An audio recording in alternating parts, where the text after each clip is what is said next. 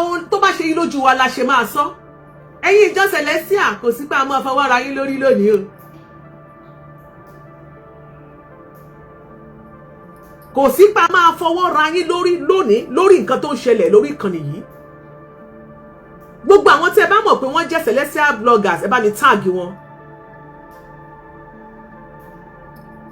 Nǹkan kan ṣẹlẹ̀ tó jẹ́ wípé à ń expect àwọn tó wà ní pastor's office kó gbé ìgbésẹ̀. Ẹ má ṣì mí gbọ́. Kí ló ṣẹlẹ̀? Kí ni àwọn ojú wo lèmi fi wò ó? Abosede Sikratu, thanks for joining us. Ojú kí la fi wò ó? Ẹ jẹ́ ká sọ. Wọ́n níbi ìsìnkú kan nílé Ifẹ̀, gbogbo ilẹ̀ ti gbọ́ story yẹn. Èmi dúró de reaction àwọn pastor office nígbà tí mi ò dẹ̀ rí reaction wọn mo ní èmi náà máa jáde fún wọn.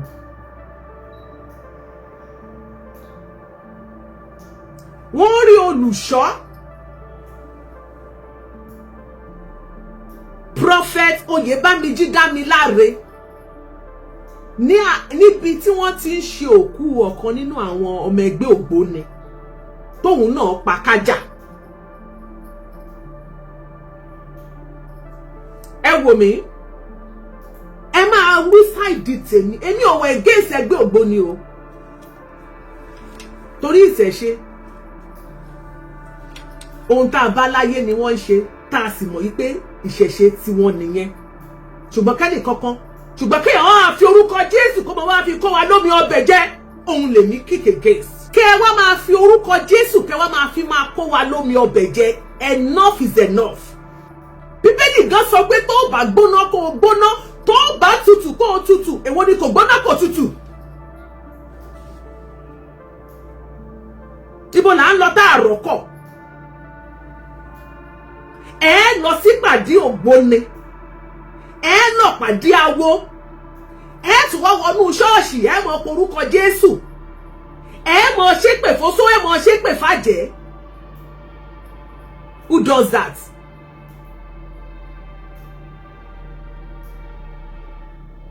Who does that?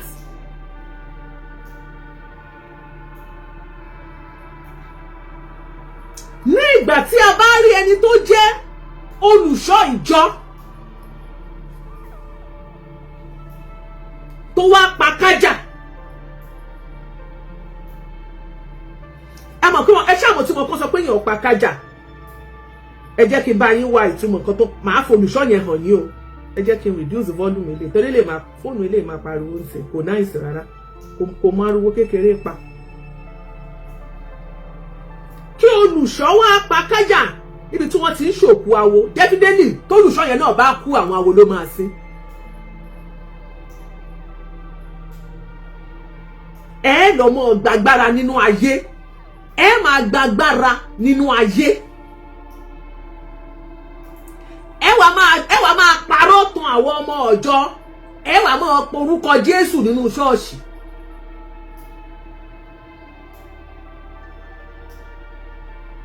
Ìgbà wo lẹ rí àwọn ẹgbẹ́ ògbóni, àwọn oníṣẹ̀ṣe, àwọn awo tí wọ́n ń tijú ẹ̀sìn tí wọ́n ń ṣe? Ẹ fẹ́ kan announce fún wa pé kí gbogbo wa lọ ṣògbóni. A dẹ̀ ti mọ̀ wípé a lè ṣe. Kì í ṣe pé kẹ́ wọ́n máa parọ́ fún wa, kẹ́ máa fi àwọn òfin constitution Celestial ní section 101 títí dé 103 tí bàbá Ọ̀ṣọ́fà tó gbé sílẹ̀, tí wọ́n ní ẹnikẹ́ni ò gbọ́dọ̀ ṣe gbé ayé, kódà anybody ò gbọ́dọ̀ gba oyè ayé. Tó bá ní oyè tó fẹ́ gbà, tó bá jọmọ jẹ́ Celestial, pé wàá kọ́kọ́ lọ ṣe kíni, Isele kó lọ resign kúrò nínú ìkíní ipò tó inú Sele, kó wá lọ gboyè ẹ pé kò sáyè. Ẹ wà mọ́ lòdì nínú ṣọ́ọ̀ṣì, ẹ mọ́ fi wàásù, ẹ mọ́ fi di ọmọ ìjọ mọ́lẹ̀, ẹ̀yọ́ àmọ́ lọ́dún ẹgbẹ́ ògbóni. Ṣé ẹ gbádùn? Nígbà tẹ́yìn mọ̀ pé orúkọ Jésù ò ṣiṣẹ́, wọ́n ìtẹ́ ń parọ́ fún wa. Kẹ́ jẹ́ kí gbogbo àwùlẹ̀ ìmọ̀nà tá a máa gbà pé orúkọ Jésù ni ẹ o, tí wọ́n fi ń sọ sínú kándù tó láṣọ tó rí máyà bí jẹrí máyà bí kí ló máa ń pe eré wọn, èkìní kan tó máa ń sọ yẹn. Ẹ rí i pé kò ṣiṣẹ́ o. táwọn bá kíra ó tẹ́lá ti ríra yín sọ pé hallelujah ẹ̀hùn rẹ̀ sọ pé kò ṣiṣẹ́ o eriwo ọjà ló kú o àwọn èèyàn ọmọ ọjọ́ ti mọ online wọ́n ti mọ scores wọ́n ti mọ bó ṣe ń lọ.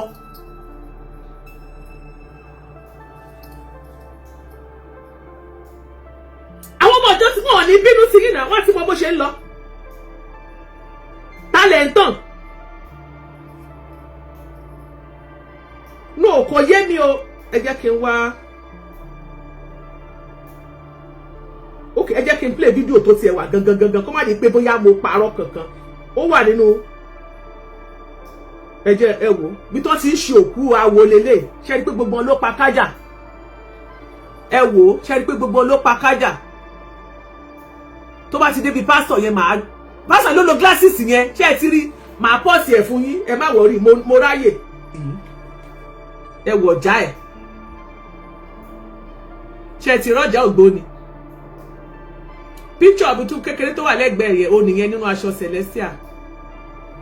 olùṣọ́ celestial ni o ṣe ti ráwọn olùṣọ́ yín orúkọ Jésù ò tó fún wọn wọ́n wá ẹbí bó ṣe ń tanra wọn ṣùgbọ́n ṣe mọ̀ pé nígbà kan wà tí prophet ṣe Evans lórúkọ bàbá yẹn tí bàbá yẹn jáde tó sọ wípé 70% àwọn olùṣọ́ ṣọ́ọ̀ṣì yín gbogbo ni wọ́n ara àwọn kan tó jáde tí wọ́n ń bínú tí wọ́n ní wọ́n wá bẹ̀rẹ̀ sí bú bàbá yẹn mò ń bọ̀ ẹ jẹ́ kí n bá yín wá fídíò yẹn ó yẹ kí n ní lọ́wọ́ ẹ ti rólùṣọ́ yín olùṣọ́ ló pa kájà yìí o ó lo ọ̀já yẹ́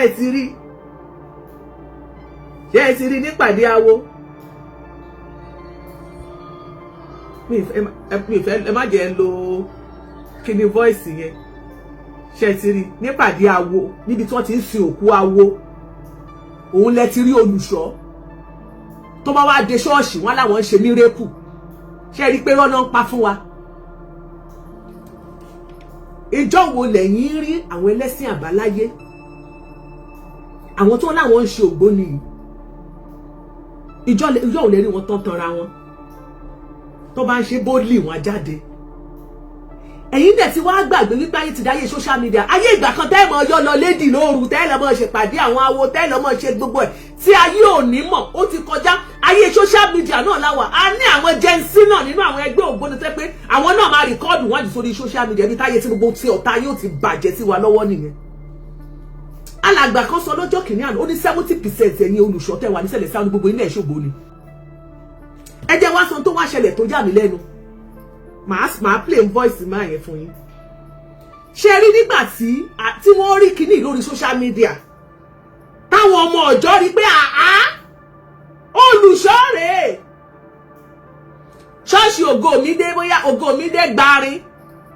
ṣe àdúgbò yẹn ṣe Gbarin ló ń jẹ́ àbí Gbarin ní ìmọ̀ Ògòmídé bóyá Gbarin àbí Gbarin nílé Ifẹ̀ òun olùṣọ́ ọbẹ̀ nígbà tí wọ́n rí ó wá jẹ́ ìtìjú fún gbogbo àwọn olùṣọ́ tó kù nílé Ifẹ̀ pé lọ́ṣùn state generally pé báwo ló ṣe ṣe wọ́n bá kọ lẹ́tà excommunication pé tọ̀ àwọn ti ṣèwádìí torí wọ́n ṣèwádìí àwọn ṣèwádìí o wọ́n ní nothing bad in that ó báàjì bẹ́ẹ̀ ní Àjàyí tó bá máa ṣògbó ni kó ṣògbó ni ẹ má yẹ kán tórúkọ Jésù ò bá ṣiṣẹ́ mọ́ ẹjẹ́ kan láwọn fún wa ìyẹn ni mi ò fẹ́ gbọ́ pé nothing bad kí ni ṣebí lẹ́nu tó mẹ́ta ni pásítọ̀ kan ṣẹ̀ṣẹ̀ ń sọ mo ṣẹ̀ ń gbọ́ fídíò yẹn pé àwọn obìnrin a lè lọ ṣe second wife a lè ṣe third wife nílé ọkùnrin pé kò ṣẹ̀ṣẹ̀ bẹ́ẹ̀ wọ́n ṣẹ̀ṣẹ̀ wà ń preach sí tí ẹ̀ lọ́tọ̀ fobìnrin ti lélẹ̀ tóbìnrin míì tó yẹ kó yàgùn tó fi kú tóbìnrin míì lélẹ̀ tó fi wọ 70 ṣe é gbádùn. ṣé a máa forúkọ Jésù ẹ máa fi kàjọ wa ni. tó bá sọ pé kò báàdì kí wọ́n jáde kí wọ́n sọ fún wa pé kò báàdì ká lè tètè mọ̀ bí wọ́n ti jáde ṣọ́ọ̀ṣì wọn tó bá ti rí pé kò báàdì ní Celestial bá a bá ti rí wọn ò ní sọ nǹkan kan mọ́. tẹ́ bá dẹ̀ ti ríra yín àgbẹ̀rẹ̀ gbọ́ kẹ́ mọ̀ pé hallelujah o ẹ mọ̀ pé irú wọn yà kẹ́ mọ̀ para wọn ni wọ́n wáyé tẹ́ fi ń pretend. wáyé tẹ́ mọ̀ ọmọ ọjọ́ tẹ́ mọ̀ sọ pé hallelujah tẹ́ ṣe mọ̀ sọ pé irú wọn yà sáwọn èèyàn ni kílẹ̀ tẹ́ fi ká àwọn ọmọ ọjọ́ yín lọ. ẹ lọ mọ gbàgbára wẹwà mọ lò nínú ṣọ́ọ̀ṣì ẹ ti jẹ́ kí gbogbo ọmọ bí káwọn ìdí àṣírí bí tẹ́ ti ń gbàgbára yẹ kí gbogbo ọmọ gbàgbára ń bẹ. àṣíbi tẹ́ ti ń gbàgbára yẹn kí lóde tí gbogbo wa òkúkú lọ bẹ̀ ká lọ máa kánú kọ́ńgàkù lọ gbàgbára kẹ́ni kankan mọ́ bá mi gbàgbára. Tó bá wù mí lónìí tí máa tún fẹ́ ṣe gbé ògbóni lónìí wọn ò ní mú mi sí èmi ò ní wá parọ́ ní ṣọ́ọ̀ṣì pé mo tún lọ ṣọ́ọ̀ṣì màá ṣe gbé ògbómi tí máa fẹ́ ṣe màá ṣe confam ni màá dé wà proud of nǹkan tí bá ń ṣe. Ìtẹ́ bá ṣe tẹ́ bá ti ń parọ́ tẹ́ bá tún fi ń gbá wa tẹ́ ẹ̀ fi proud of it ajá pé ó ní nǹkan kan ni tẹ́ bá gbóná kẹ́ gbóná tẹ́ bá tutù kẹ́ tutù torúkọ Jésù ò bá jẹ́ fún yín ẹ sọ àṣì orúkọ tẹ́ ń lò fún wa nínú ṣọ́ọ̀ṣì. Ẹ sọ àṣírí agbára tẹ́ ń lò fún wa nínú ṣọ́ọ̀ṣì tẹ́ mọ̀ pé ẹ mọ̀ lè ṣe mírèkù fake rádáadáa tẹ́ mọ̀ parọ́ kiri tẹ́ mọ̀ tanra yín.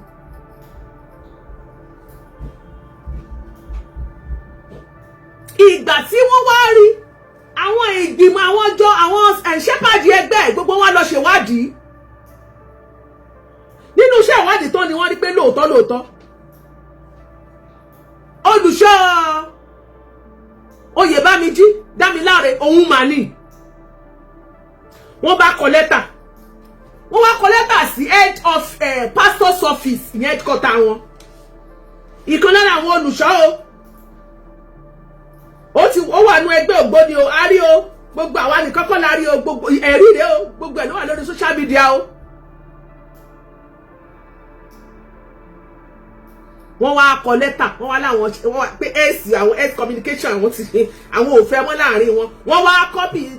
ẹjọ́ bá mi pa àwọn celestial task force ẹjọ́ torí tọ́lá àwọn tó jẹ́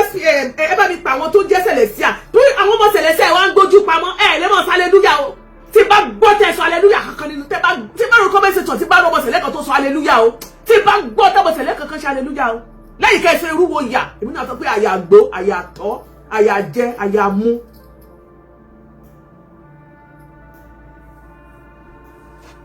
tọ́mọ sẹ̀lẹ̀ kankan bá pe hallelujah tí ẹ̀yẹ́ níbo ni bá tiẹ̀ pe hallelujah lẹ́gbẹ̀ẹ́ ni ó fẹ́ rí jà ni